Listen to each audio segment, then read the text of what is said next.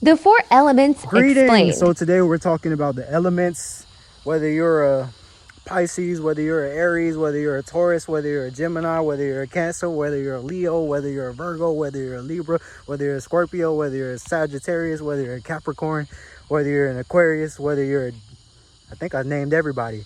We're talking about the elements and what they represent. So let's get into it. Now remember to like, share, and subscribe if you learned something from this video. But let's get into it, because I know a lot of people are going to try to say, oh, astrology isn't true. But see, you got to look deeper. You see what the elements really represent.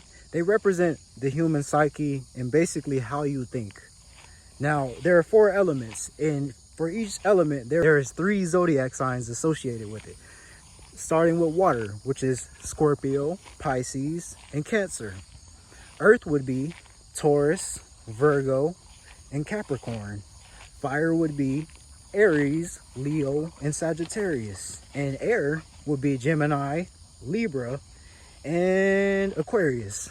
Now, what do these elements represent? Well, for one, fire represents the creative intellect. It represents ultimately creativity, being productive, charismatic. What's associated with fire, you know? You hear when people have a fiery spirit, if you've ever heard that term.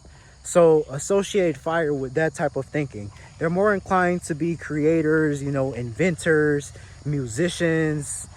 Not saying that everybody that's a fire sign is prone to do that. They're also good leaders. But you have those traits because ultimately we're all archetypes. Whether we want to battle and say we're different, a lot of us are really the same. You probably got like 8 clones that are exactly like you, and there's nothing wrong with that. We're all divine, but we're all divine in our own way. But most of the traits we do share with at least one other person. But let's get on to the other elements. So next you have water. Water is associated with the emotions. Maybe you are good at handling your emotions. Maybe you suck at handling your emotions. Or maybe, you see the planes? I just made a chemtrail video, but maybe you're fixed on your emotions. And I said fixed for a reason, but that's a different video that's also related. Let's talk about air. So air signs are usually very connected to their mind. They're usually the smart ones, but not always. And one thing that I like about a lot of air signs, they express their mind.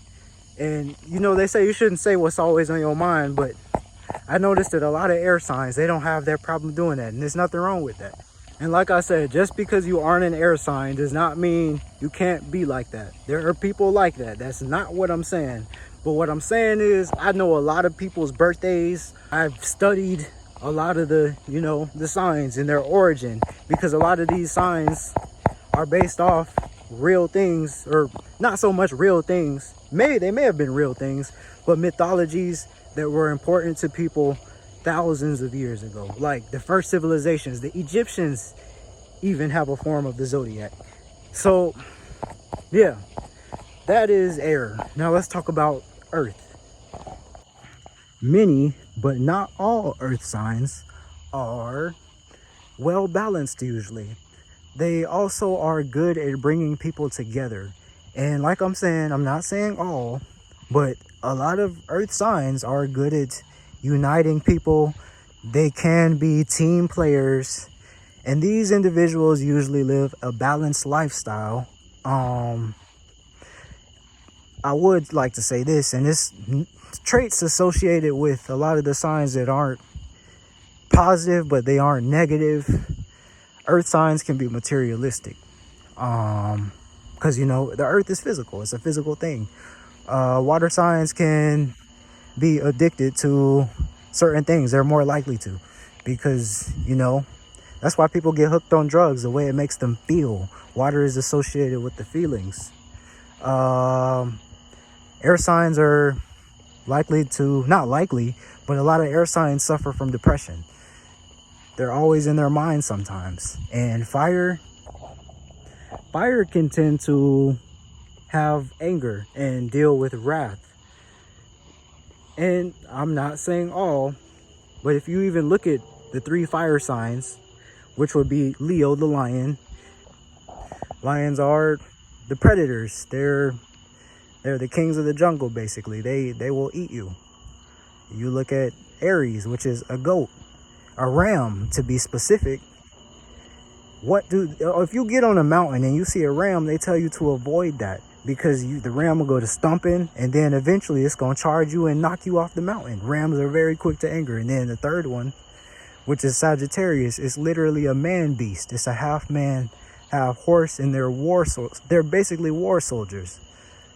But like I'm saying, just because you are a sign, and this is the last time I'm going to say this, does not mean you have these traits. But I'm going to end it on this. When you realize that all of this basically just represents nature, and even the nature of human beings, because it's all one, it's all connected. You start to see things. Even your natal chart, the reason why you may not have, or you may have a lot of these traits, is because you have a whole chart that can comprise up to 100, I'm sure more than 100 signs, all based on the angles of light in the universe and where the planets are and where all the angles are. And if you break the word angle down, well, that's an angel. It's an angel of light. You think about it. Light knows when it's being observed. That's the biggest fact, that like light is basically living. If it knows that it's being observed, and it only changes when it's being observed, it's something that's everywhere that can see you. Like it's nature. That's life. But I'm gonna make some videos in the future explaining this in depth. And yeah, follow, like, share, and I'll be back.